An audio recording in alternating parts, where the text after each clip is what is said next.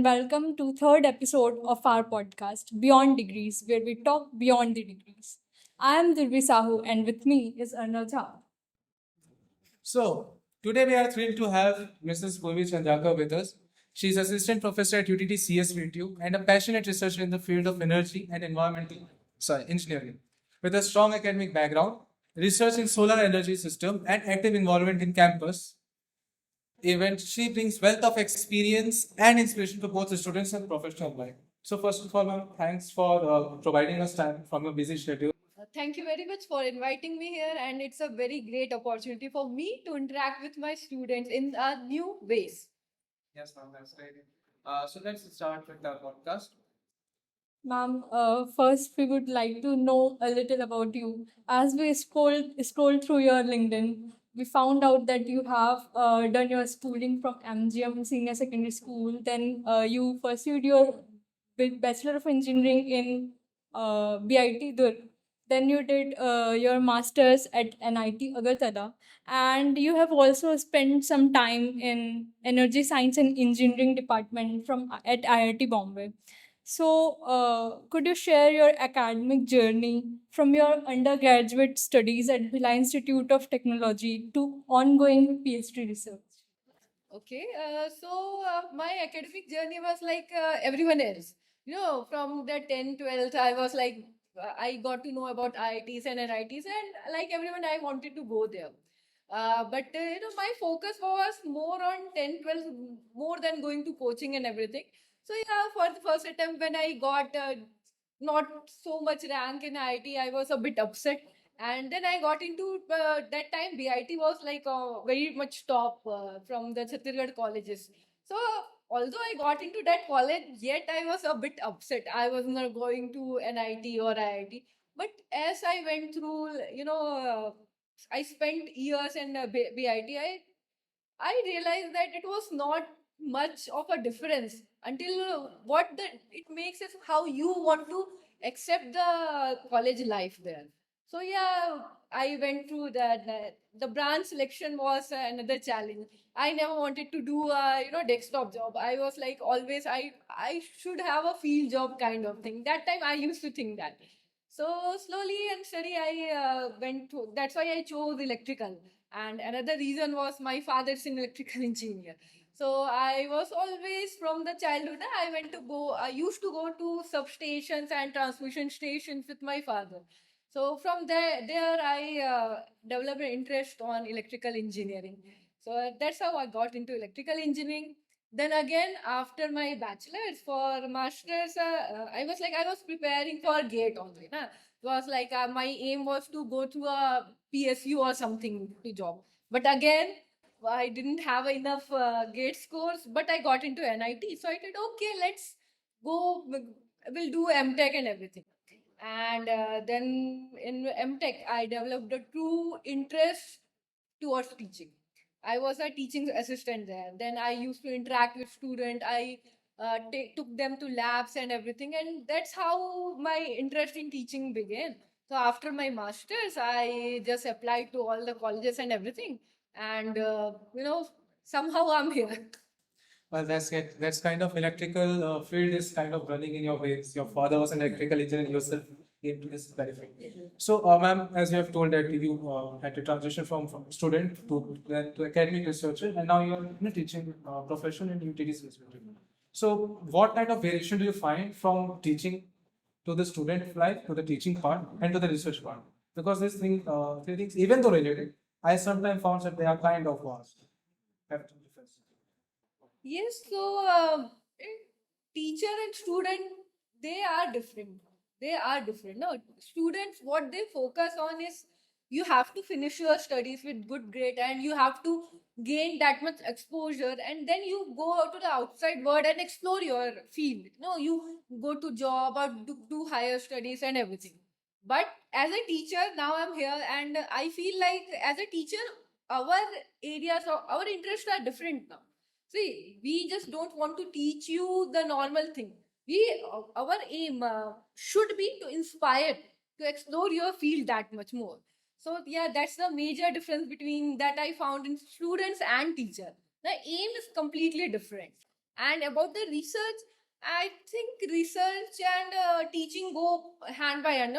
If you are teaching someone, you have to do some research. Without that, if you go to the class and you don't have that backed up research to prove your point, students will not get it. They won't get interested. Yeah, nowadays teaching is completely different. Earlier days, what will come, just whatever written in the book, you have to teach that, and student write notes, and everything is there. But no, nowadays that's how student won't even come to your class. They can get that traditional knowledge in the online. There are NPTEL lecture. There are so many resources. So until and unless you teach something new, that new research, if you won't teach them in the class, they won't be interested to come to the class. So I think that's the difference. Surely, ma'am, as much we know about you, your journey is truly inspiring.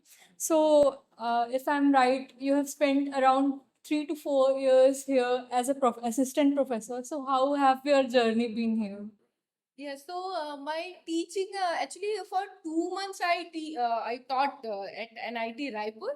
Then I joined here. So my first class wasn't at UTD, but there was only 2 months there, and I used to teach BTech students there. And here my classes are with master students only.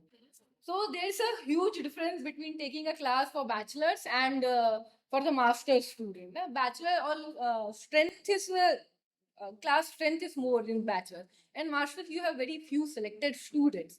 So I have to completely change my teaching style here. And there I have to do the derivation and the blackboard and everything. Here the student don't want that derivation.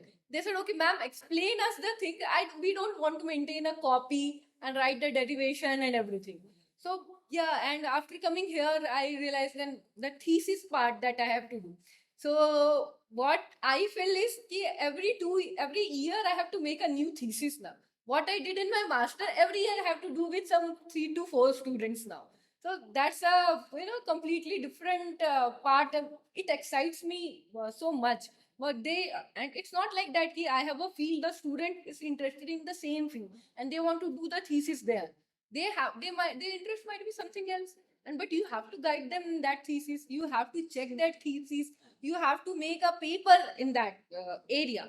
So yeah, it's very exciting for me to every year I have to I get to know certain new things, new topic in the various fields. So it's very interesting for me.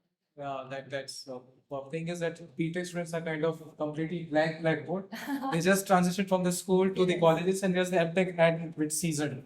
If I'm right. So a teaching job is not only like demanding, but it's also fulfilling. It gives some personal satisfaction. Yes. So have there some moments in your teaching journey which you find and think about it?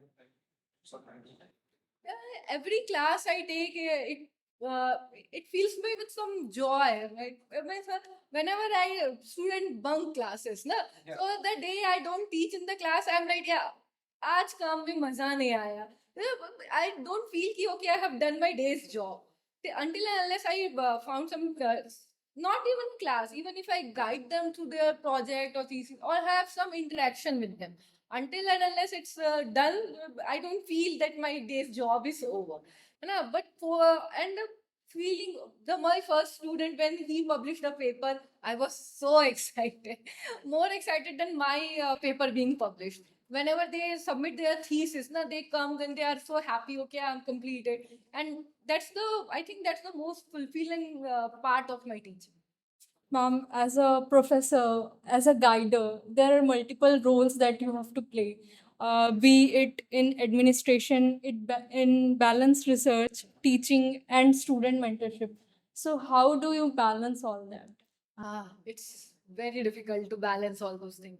Like until and unless you are in academics and then in the research, you can balance. But then once you go to administration side, there are a lot of things that in the back of the mind that you you cannot give time to your student. Like somewhat, I have to take some meeting. Meeting is also important because it is there so that I can provide the research facility to my students. But what happens, you are in the meeting and then some students call and they say, ma'am, I have to you have to check my thesis right now. So I'm like, at that point I feel like, okay, I may be neglecting my students and like, But no, it's we do everything in the whole university, whatever we do, whatever work, be it administrative or research or teaching, everything is for students only. So yeah, I have to go like I have to. I don't tell students, okay, you call me first whenever you come, so that no, it doesn't. It should not happen. Ki that I'm in a meeting and they are stuck waiting for me. So somehow I'm learning. I'm still learning to balance these things. Yeah, so that is quite hard for you all, because even as a student, we sometimes find ourselves in a situation of deadlock. We are doing our studies, and then suddenly there's coming an event. We have to part of that. Then certain activities like that. We have to manage all the things. So I can even hard fathom that what kind of timing is required to just manage this all of this. So, ma'am, we have like, while researching about you, we found that apart from electrical point of view, you are also into energy conservation sort of things. So I had I was reading certain of your papers on solar energy and sources. So excites you exactly in this field? Because environment and energy are related, and people are blaming that energy creation is somehow, or sometimes even I feel that is kind of damaging the environment. So what exactly do you feel about this field? Why you are in this field? See, you cannot blame that generating energy is destroying the environment. You cannot blame that because energy is your requirement. Yeah. To sustain, we need energy. Maybe it's in the not in the form of heat or solar and everything, electricity, but every activity, every physical activity needs some energy. Without energy, we cannot survive. So why don't we think energy is destroying the environment? We should build a ecosystem in such a way that they are supplementing each other. Means we are generating energy with renewing the environment. No, we should not destroy this. This is a bad practice. Generating energy, we have to destroy the environment. It's not like that. You can generate so much clean energy also. In earlier days, you think they don't use energy? They use energy. It was like environment friendly energy. Yeah, but nowadays we are too much dependent on electricity. That is creating the problem between that electricity generation and the fossil fuel coal. But today's renewable field is vast. That's why I came into this field. That's the like the air we breathe, like the water, like the food. We need energy. Like basic. Earlier used to say, what is the basic need of a human being? They need food, they need clean water, they need clean air, and they need a shelter. But no, nowadays it's like they need some unit of energy for their daily activity to maintain their basic life activity lifestyle should be maintained. So that's why I came into this field, so that I should do something that we can generate clean electricity, and it should not destroy the environment. That's why I came here. That's what I found so much interesting in the field of renewable energy and solar energy. Ma'am, just a follow-up question on that. We are now talking about nuclear powered plants, NPPs. And what I have found, I haven't very much extensive research on that, but I have found that those power plants, even though it is using some nuclear energy, which is questionable sometimes because of the ethics and how it had turned out in places like Chernobyl or Fukushima. But what do you find? Because when I was reading about it, it come to me that it is kind of more stable and more approachable than like we are using hydropower plants. It provides more energy in some limited amount of resources. So, what do you exactly take on nuclear power? See, nuclear energy is like you are saying that nuclear is more stable and we can easily in an environment friendly way we can control the nuclear energy. The small amount of air Huh. can be used to generate a huge amount of energy. But I think solar is more beneficial than nuclear in such a because solar is also abundant. Yeah. We are solar energy is like what sun is having some nuclear reaction there and we are getting the energy. The same thing. No, I'm not against nuclear energy. But the thing is you need to control the energy also. This you once a lightning strike, it has enormous amount of energy. But can we control it? No. Similar is nuclear. Until and unless you have some backed up power, backed up that force that can control the nuclear energy. Now we have very much highly advanced research on that. but still, na, there is like a human error is bound to happen sometimes. There's Murphy's law, na? There is like if you think something bad can happen, it will happen. Swiss is model. Yeah, so it's not, we need all types of energy. If you what happens is, when you overconsume particular point, particular type of energy, it creates problem in our environment. Like if you're using the coal in a proper proportion, right, means you are not misusing it, overusing it, then coal resource would be lasting us for like more 500 years. But what we did, we over exhausted that. Similarly with oil. Similarly, I even say, if you use solar energy excessively, then it will create a, yeah, because the raw material for the solar energy, you'll be depleting that. There will be solar waste after 25 years. The solar panel, it is not used there, its life is over, then it will create a huge amount of waste. So every kind of energy has its advantage and disadvantage. So what we need to do is, we need to mix everything and like use it in proper balance. Use some solar energy, use some nuclear energy, some wind energy, some coal, some oil. So if you create a proper balance between all the types of energy, then environment will also not be damaged, and you will get your energy for your requirement. For the development, energy is required, so you have to bring it somehow. Yeah. That's it. That was really great explanation, ma'am, why one should join your field. You truly inspired. If I get a chance, I would like to be in your field and be your student, learn from you as well. Yeah, that's the beauty of energy sciences. No, it doesn't see the boundary. You are an electrical engineer, you are mechanical, or you are computer science. We have open space for everyone. Everyone can join. Okay, ma'am. So I would be very excited to know about the research, ongoing research that you have been doing in solar energy and potential real world impact of it. Yeah, so actually, currently I'm working. Means I have 2 3 interests. I work simultaneously on everything. So my current research is on solar PV panel.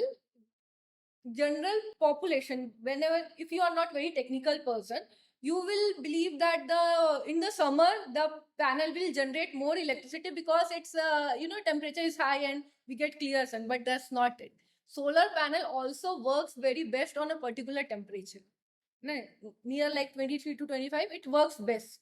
So what happens in Indian summer, it's like too much, the temperature rises to 40, more than 40 degree. Survive in 45 degrees Celsius or Yeah, even today, it's a raining season, but still, 32 degrees Celsius. Right? yeah. So this panel is not working that much efficiently. So what I am doing through my research is like, I want to reduce the temperature of that solar panel. And but again, since I'm a student of energy, I want it to be a sustainable kind of, that the waste heat which we are extracting from the panel, I want to reuse it to in a solar dryer kind of setup, so that the whole setup could be used in like in the farms or in the villages. We can use that. Na? In the village, you see, all our mothers and grandmothers dry some of the potatoes and tomatoes in the sun. Na? Yes. So instead of open sun drying, I want to build a solar dryer that use the waste energy from the PV panel. So the household setup that will have PV panel in the rural in few years will be. We have already. See, I was just before few days there was a news कि we have reached our goal in the non-renewable, in the renewable energy field. We wanted our 50% electricity generation from renewable field by 2030, but we have achieved that goal in 2025. 5 years. 5 year prior. Yeah. Achieved by 20. Yeah, so our our rural area will also have that kind of solar photovoltaic panel. So in future, I want a integrated system with panel and a dryer, so that it can benefit both, giving electricity, and we can use it for drying our crops and everything, benefit the rural population. That's a great thought and a great, I think, great topic to research about. Uh, let's flow on to the next question. What relationship do you find or you want to establish between renewable and environmental conservation? See, renewable energies and environmental conservation are, I think, same thing. The environmental conservation, one part is using renewable energies. Right? In a big umbrella of environmental conservation, we keep renewable energy as a part. So it's like in a we study like a ecosystem kind of thing. Na? There is like electricity generation or energy generation and environment and our just the human resources portion. They have an interconnected. There's a circle of they are all are interlinked. Like you have to conserve environment so that our population can grow, and for the population to grow, we need more energy. है ना? So energy is depleting the environment. But what we want environment to uh, environment and energy generation to be in a sync so that they don't harm each other. है ना? We cannot say that okay, the electricity generation is like causing harm. So we will just turn down all our power plant and we'll just plant trees and we'll live like that. It is not practical. We have to think as an engineer. We need to find a solution. We don't have to create much problem. The more problem should not be done. So that's how we have to create a balance. They all are interdependent. That human resources over then environment and energy. That interdependence should be in such a way that they all grow together, not destroy each other. You yourself have been working in this field at a very low level, like you are implementing things at very like basic level where we can use it at households. So, how do you view the importance of field level exposure for students studying in energy systems? See, not only in the energy system, I feel that for every field, students must be attached to the ground level research. Now, you should not be like, okay, you can teach some student high level maths and high level, things, and if they don't know how to implement that thing, then what's useful? It's not useful at all. No, whatever we learn, it should be such that it is benefiting someone from the our it can be benefiting our friends or family or some other person in the other corner of the world, but it should be like there should be some ground level thing that is must for our otherwise it's useless. All this technology will be useless if you are not using. See, there's a quote I read somewhere. If you don't, I don't remember these things much, na? But the gist of the quote was such key.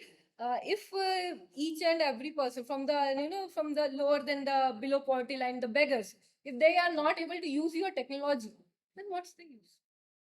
Then what's the use or if you are doing it for some other person? So every student not in the this energy field is for the ground level work only. And if the energy system, the developed countries like US and they are already energy efficient. They although they don't have their oil and coal resources, but some countries have their like geothermal resources. They have solar, so they are okay. Their population is also not much. So what happens is like for each person, you need this amount of energy. The developed countries, their population is already low. So if they have some uh, that not much not energy, then it's okay. But India, we are developing country. We have lot of population. So per quota demand, per person demand of energy is also very high. So for that, we need students so that the each and every person, all the population should be benefiting from that energy. Then only it will be useful. All of your work will be useful only if everybody gets benefited from that. Yeah, that's a quite great idea. And in fact, the world is kind of now transitioning from one scenario to another daily. If you are sorry, transitioning. So, like a few years back, not after industrial revolution, or during that time, we found that coal is the best way of producing energy. Then after some time, we thought, okay, the hydro plants are quite great one. Now we are thinking about solar plants. So, in this evolving world of energy conservation or renewable energy sources, what's your take on this? Like, what do you think the next very major step is going to be this stage or something like that? Yeah, in my research, I think next stage, I think it might be the hydrogen fuel cell, because hydrogen. See what is causing abhi. What is the barriers to our hydrogen fuel cell is like the generation of hydrogen. Yeah. We generate hydrogen by electrolysis of water. We have lots of water in our sea, But the problem is for the electrolysis of water, we need some energy. Then only. Cost. Yeah.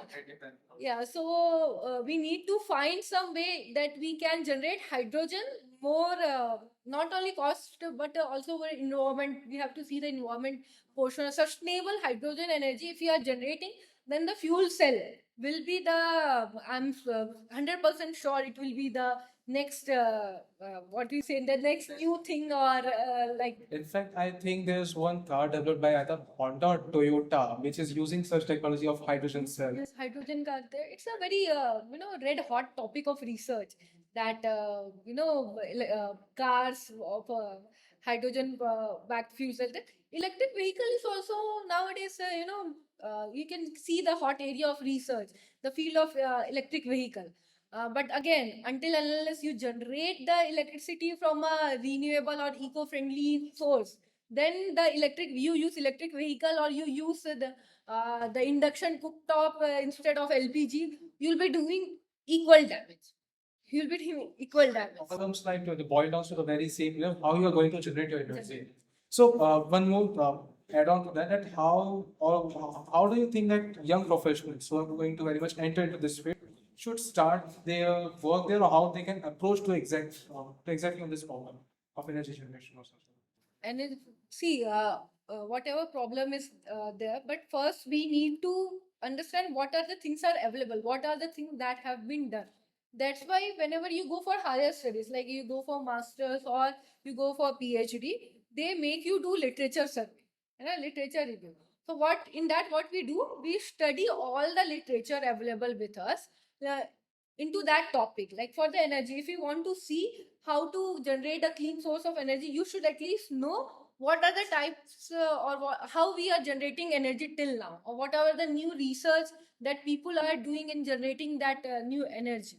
So first step will always be read the literature review. See, what I have seen in in our state, like when I was also in the bachelor's, we never heard of the research paper. Like I heard of that there's a research paper kind of thing in like my sixth semester or something like that.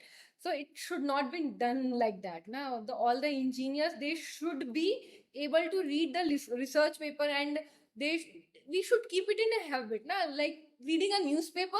Okay, you read in the morning, you read the newspaper. By the end of the day, you should read a research paper. Then only you will be able to move ahead in the field of research, or whatever field you are doing. That what is the latest development, and for the latest development, start reading from the back, from the basic. You go to recent development, then you can think, okay, now what I can do, how I will be able to benefit the things, like that you should do. As you mentioned, ma'am, literature work. So, what are the skills that are critical for a student or next generation of engineers in the energy sector? See, the thing is consistency. Now, for energy engineer, I think that every day the people are working so much hard. Now you have seen some field of the battery, some type of battery. The solid state battery is the recent thing. The next day, if I see the next day, there will be some modification to that solid state battery. The third day, all after a month, they will see you'll have all the things have been replaced. First there was lithium, now they are using cadmium. Some other day they will be using something else. Like, so you have to be consistent with your work. Now, for all the engineers, you have to be consistent. Like, you cannot achieve a lot of big things in a single day. You have to be consistent every day. You have to read small bit. You add it. At the end, you will get something good. Something will happen, and you'll get something good. So I think that's the most skill every engineer should have. They should be consistent. So it can be said like sustainability comes from consistency. So my next question would be very with this key word sustainability. What do you find that sustainability in your professional and personal life? Sustainability is a word which is kind of a very hot word right now. Everyone is out of their throats screaming sustainable this, sustainable that. So what do you think it can be implemented in the personal life and professional life? See, uh, in the personal and professional life, what sustainability means is that it's not a new English word. Na? It from our ancient times, like from Ved and everything, sustainable has been there. What if we say, no, Vasudev Kutumbakam? What does it mean? कि सबको साथ लेके चलना है. That's sustainability. है ना? You cannot develop alone in a society. See, we are a social animal. We cannot develop. Okay, there are some people in the society. They are like some upper class. They have maybe upper intellect level than you, but you live in the same society. There's a human, and this human society you cannot develop like a single thing. Okay, we'll be developing. Okay, only Americans will be developing. It's not like that. So for development of the whole as a society, we do develop. We need to be sustainable, and you should benefit from each other. You should not like I'll demotivate them, then I'll grow. You'll grow after what, like 10%, 20%. But if you both work together, you can go up to 80%. So what's beneficial? Working sustainably, working, helping each other out. That's according to me, that's sustainability. And I try to implement sustainability in my personal as well as professional life. If some teacher or some fellow student may not be from my department, if he needs something and I can provide that, I'll do. I'll make some time and I'll do that. And I request everyone, other persons also, they should be like be careful about the need of other and should help them so that we can grow as a society. So that's my take on sustainability. It was a very great take on sustainability, ma'am.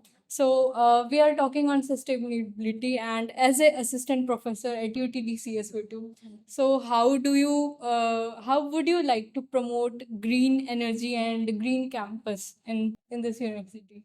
See, whatever, if you want to achieve something great, you should start from your home. So, UTDC SVT is kind of my home now.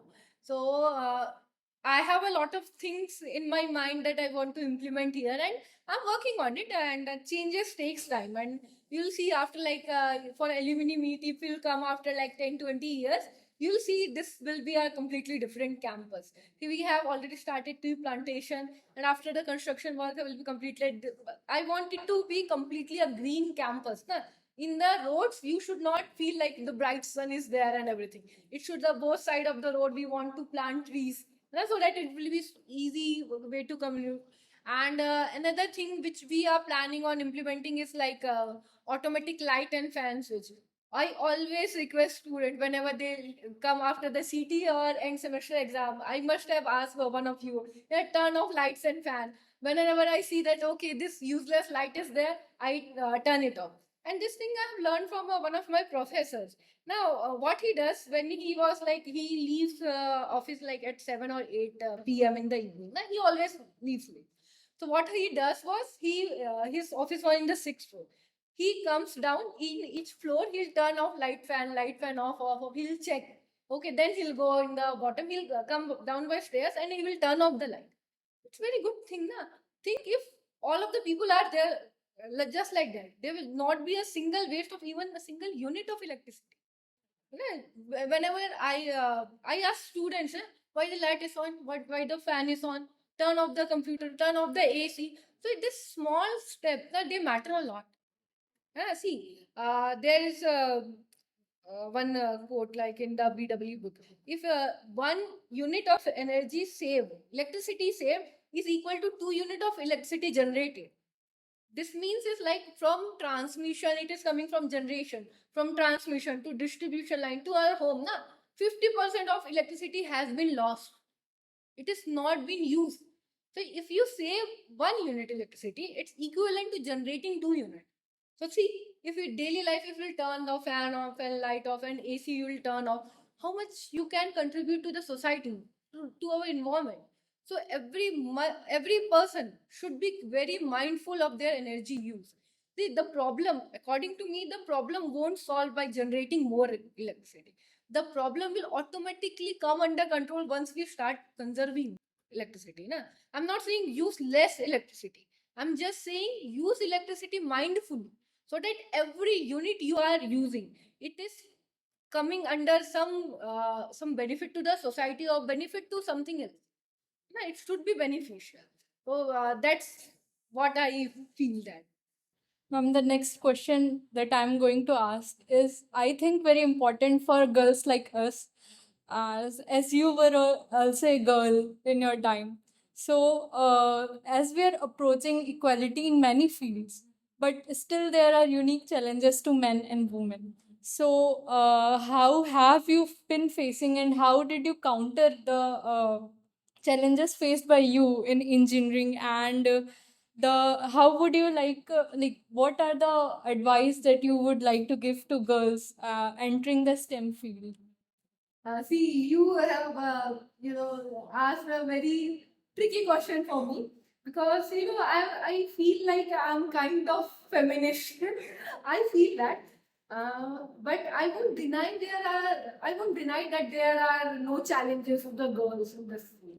There are many challenges which I face daily, and I hope that when you enter the field, you feel less challenges than me. And I hope for that future. But yeah, there are many challenges, and that's the truth of life. And we need to accept that thing. Ki there will be more challenges to girls than to boys. And if you want to approach the equality, it should not be like that. Ki you are working very hard, and the same thing for the other gender. They are not. They are achieving it from the less. There should be not equality. There should be equity. Sir, there's a huge difference between equality and equity. There should be equity. See, what happens is like, see, if you have grown up like in a city, or you might have not faced that. But you ask a girl from a village, she will tell how difficult it was for her to even go up to 12th. Up to 12th, she faces many challenges. So it may be because like in certain days she doesn't want to go to school, or the school does not even so today some schools are there in the village, they don't have proper sanitary facilities. So how she is supposed to attend each and every class? And the boy in his same class, he will be attending all the classes, and at the end what will say ki, okay, you got less percent than boy. They don't see that, okay, the girls, she is not able to attend 2 days of her class in the every month. You don't see that. What similar thing when you come to the college? See, nowadays it's better, far better. But I have heard like in the earlier days that there are certain field like mechanical engineering, you won't find many girls, because what it is assumption that, okay, you won't be able to work in the field or something. And then we have to grow in such a way that we have to prove that, no? Why they have to be proven? Why should we prove that, okay, we can work? We are also human, we are working there, we are learning the same thing. Then why you have to prove that we are better than you? There should be equity.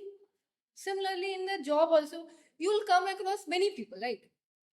The whole earth is filled with many person, and each have their own views and opinion. So you might come across some people who will say, okay, you're a girl, you don't drive easily. I have heard that while going on a train, they said, girls, you should travel by public, now you won't be able to drive.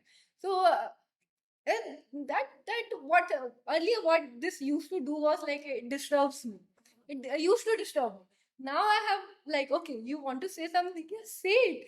I don't it doesn't matter. You are saying that doesn't make me a bad driver. And a similar thing, they will say ki, okay, what's the thing, why you have to study so much, only have to cook and everything. So I have heard that comment also. I was going in a local train there, and they said, pad ke kya karoge, you have to make the rotis only, na? So being a girl and in the STEM field, it will like it will destroy your mind. Someday you get disturbed for like 2 3 days. You, what does he said and all. But my suggestion to all the women in STEM field is ki you don't ignore such comment. If you there is certain things that you can do, if you something action that can be taken, you take that action. Yeah, I regret that man when he said ki I have to make a roti, I should have I should have replied to him something. I should have done. I should not have disturbed my day because of him. So yeah, my feel like raise your voices, be your voice whenever, if some person, if there is some gender specific comment, you should answer at that. And today's world is like we are at a point now that the woman's voice can be heard. if your voice can be heard, then why you are not speaking? Earlier women, they won't be able to raise they don't have a facility, or the society is not they was not hearing those things. But now the society is there to hear. So why are we raising our hand?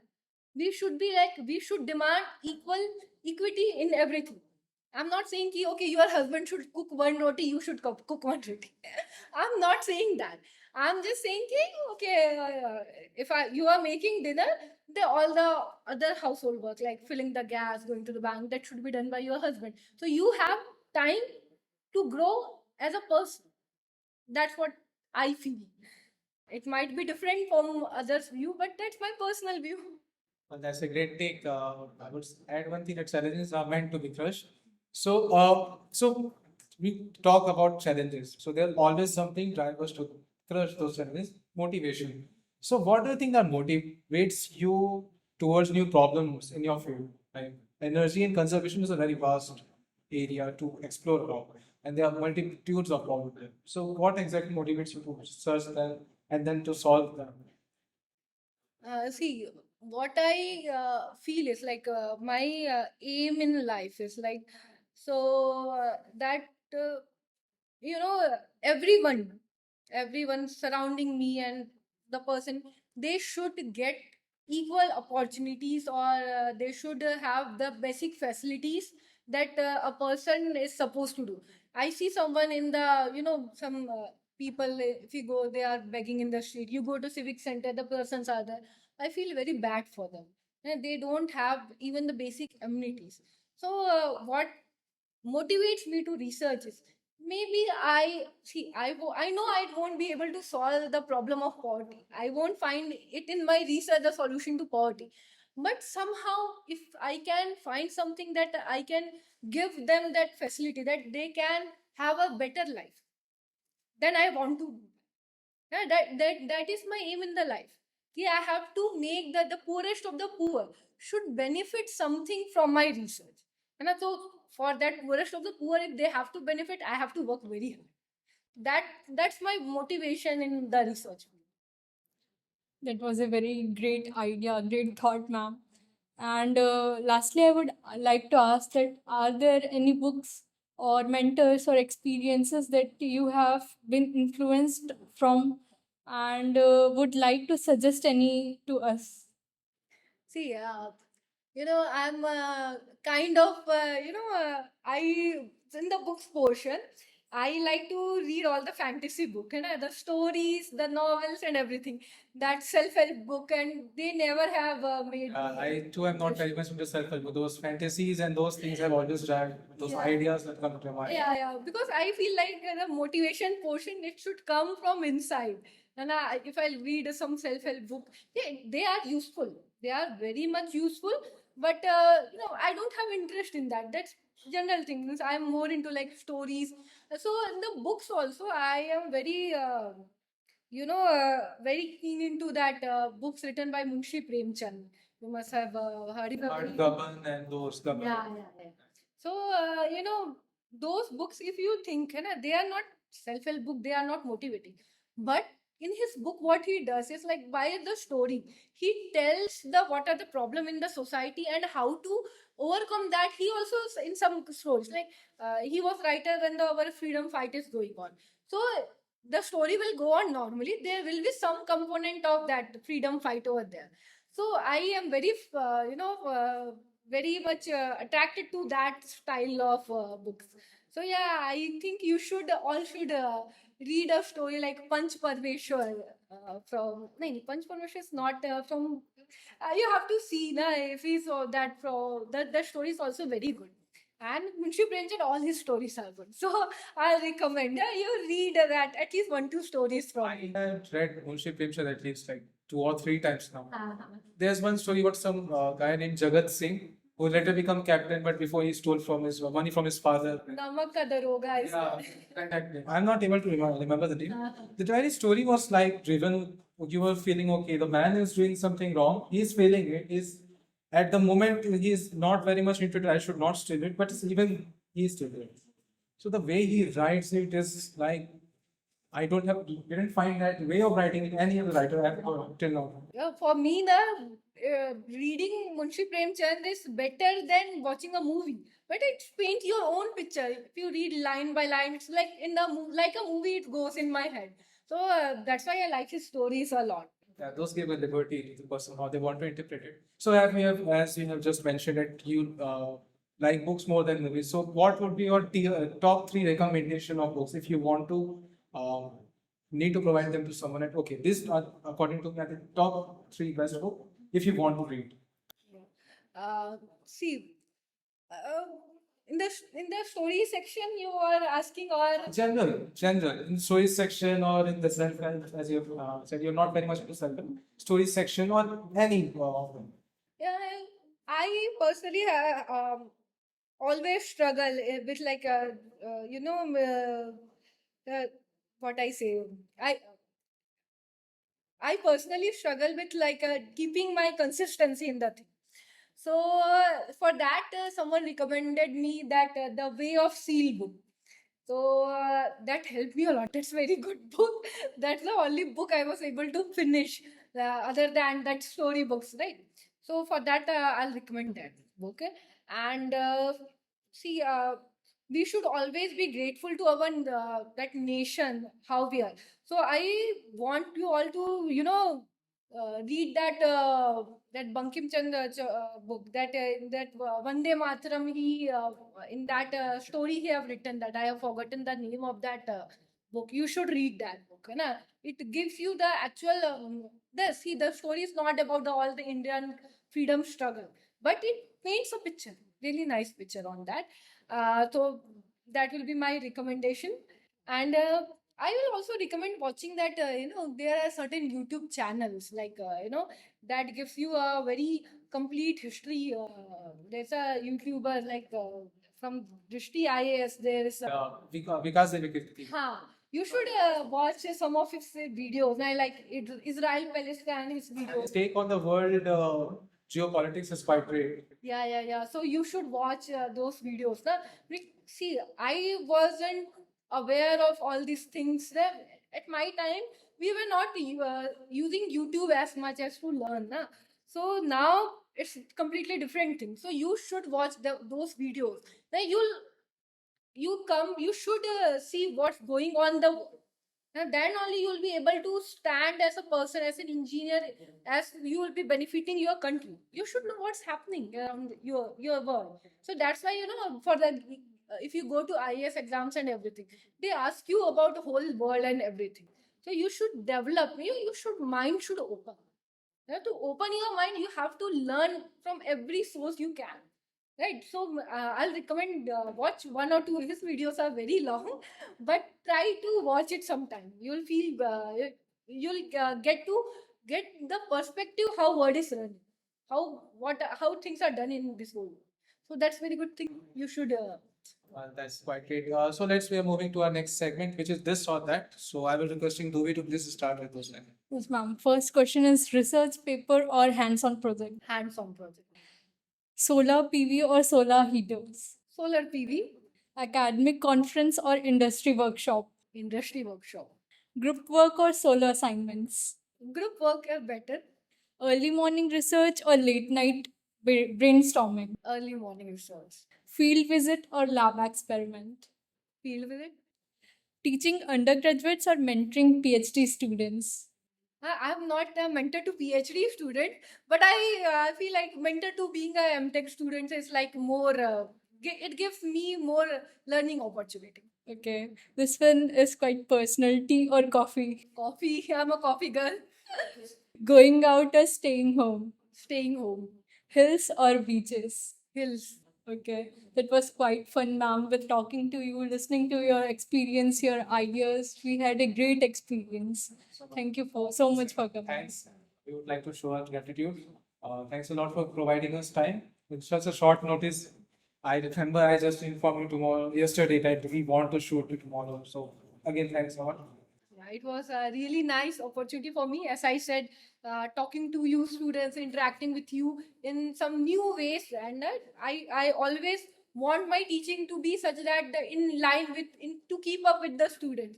So this was such a nice opportunity, and thank you very much for this chat, I will say. Yes. Thank you. Thank you. So, to our viewers, that's all for right now.